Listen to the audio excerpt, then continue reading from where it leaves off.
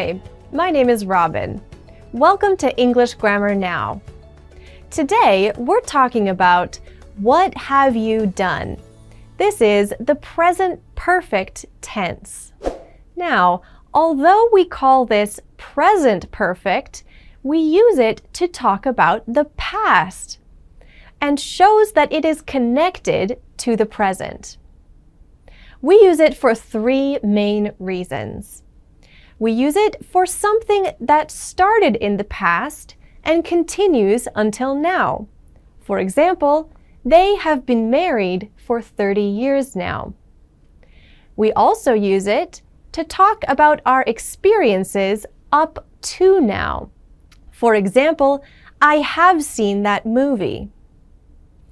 The third reason we use it is for talking about something in the past that is important to now.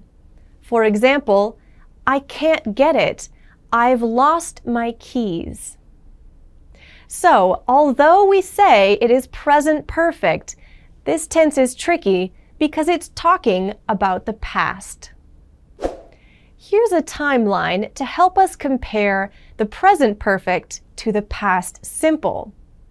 The past simple is talking about something that happened in the past at a specific time or something that is finished now. The sentence, "My parents got married in 1992, is past simple.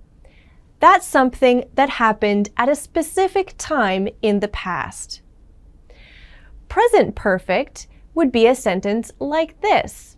My parents have been married for 30 years.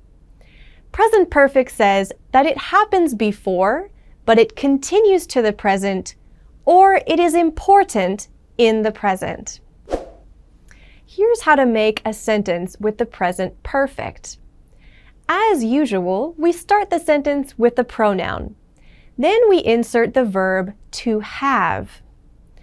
After to have comes the main verb, but it's in a very special form called the past participle.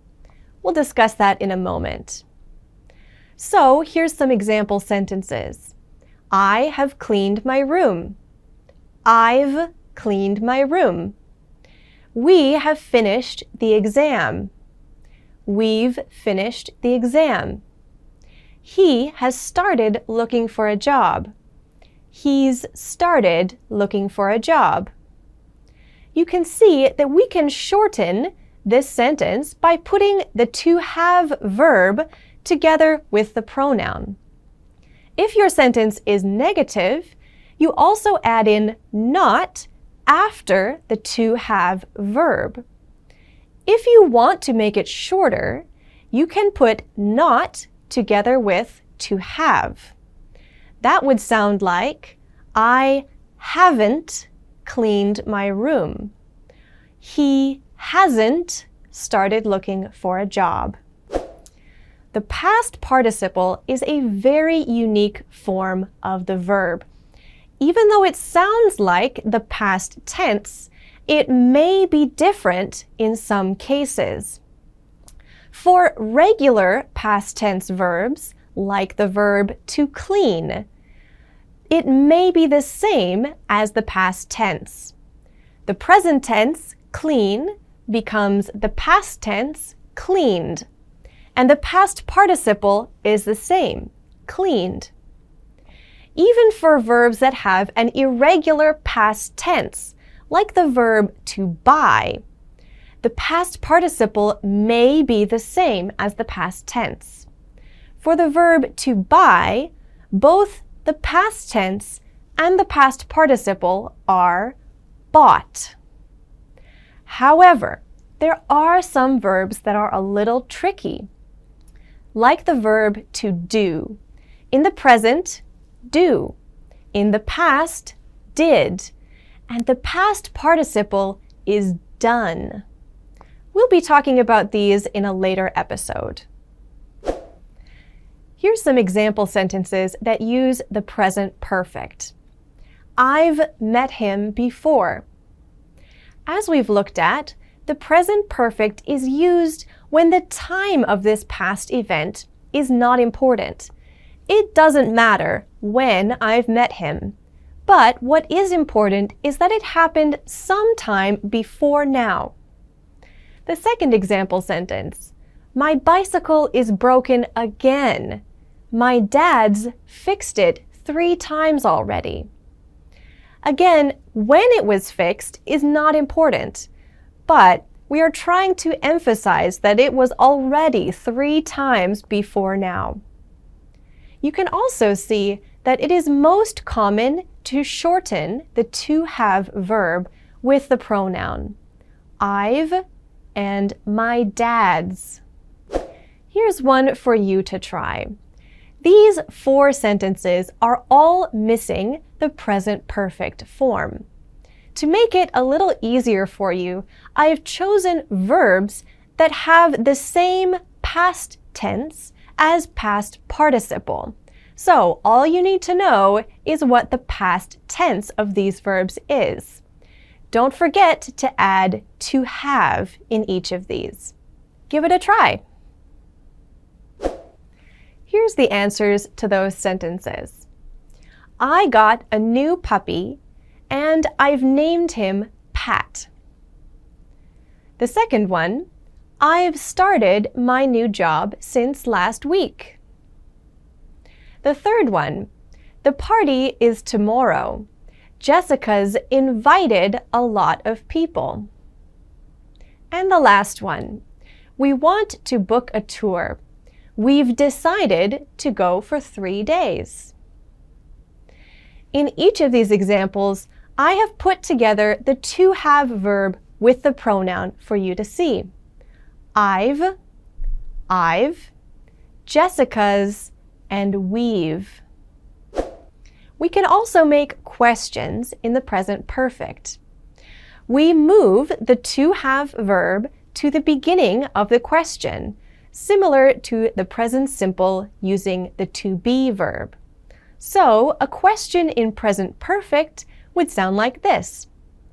Have you finished the book? Has it stopped raining? Have they started? If we want to add a question word, it will go at the beginning of the question. For example, what games have you played?